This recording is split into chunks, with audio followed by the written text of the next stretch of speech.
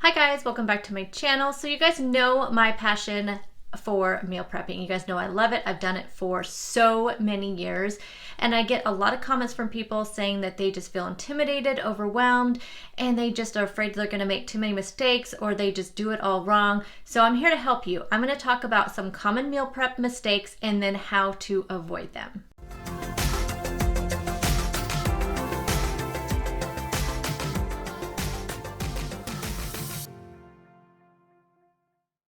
So if you see me looking down, I'm looking at my notes here.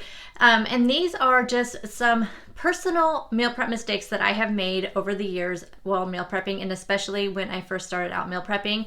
So these are just coming from my own experiences.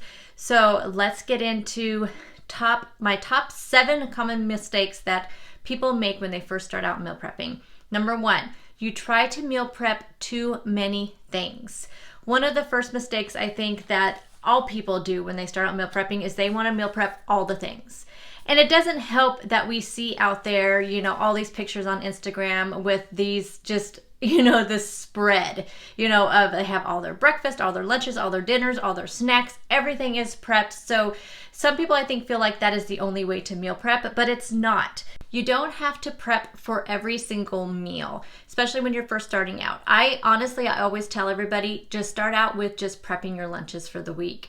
And then maybe add in snacks, and then maybe add in breakfast, or you can just start out with how I started out with, and that was just prepping for dinners. I would chop up any vegetables that I needed, I knew I would need for dinners, and then I gradually just increased.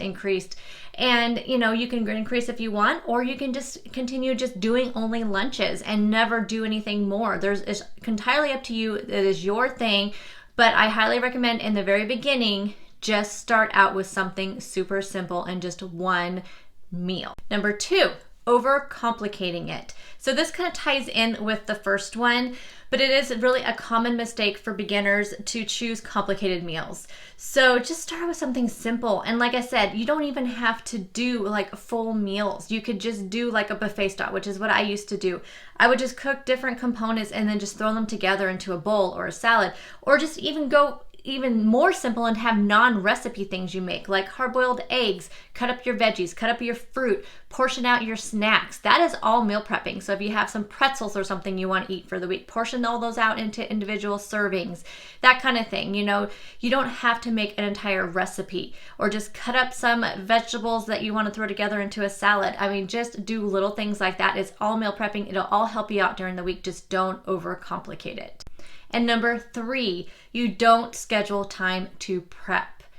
It is so important to schedule time to prep. This is probably one of the biggest mistakes that a person can do when they're first starting out with meal prepping, is not scheduling the time. They're just trying to squeeze it in somewhere, and then it starts to feel very frustrating and overwhelming because you're not getting it done. It's taking longer than you wanted it to. But you guys know that I schedule 2 hours every Sunday morning to meal prep. That is my time limit. I don't always use that entire time, but I have it scheduled into my day. It's the first thing I do when I get up. It works for me. Now, it may work for a different time for you, but you definitely need to set a time that you are going to meal prep. Don't just try to squeeze it in here and there, because then it will start becoming very overwhelming, and it won't be fun. We're going to talk about fun more later. So just make sure you schedule the time. And like I said, even if you don't use that whole entire time block, you have it scheduled, which leads me to number 4. Number 4 is not setting a time limit to meal prep.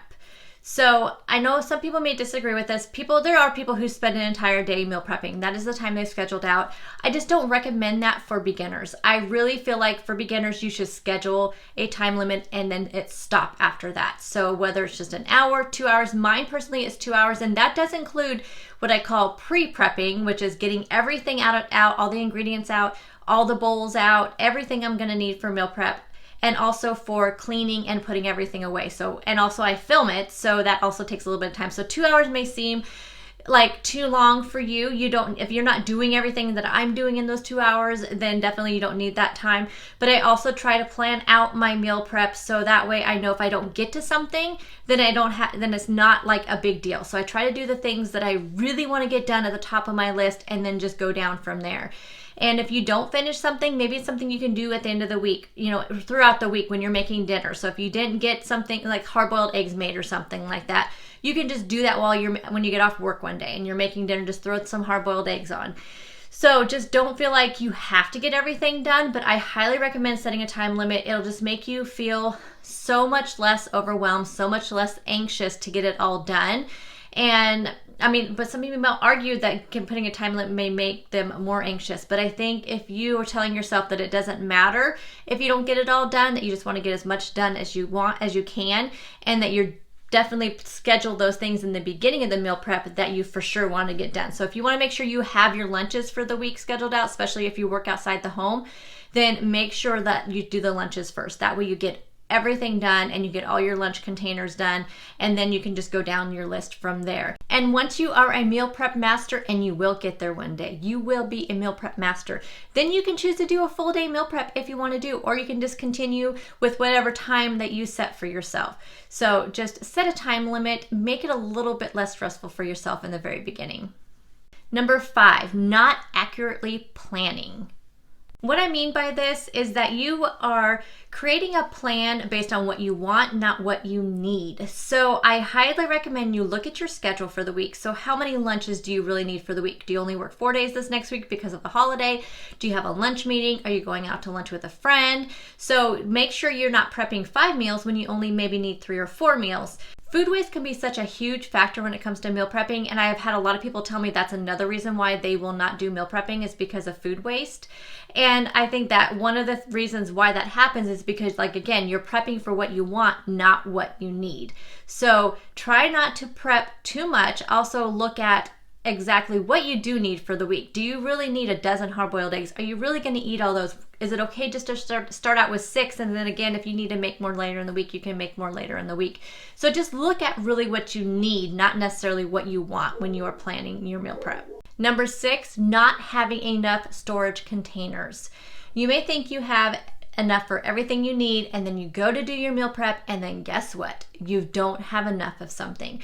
So be sure when you are making your meal prep plan, you go through and you look at what you're going to need for storage containers.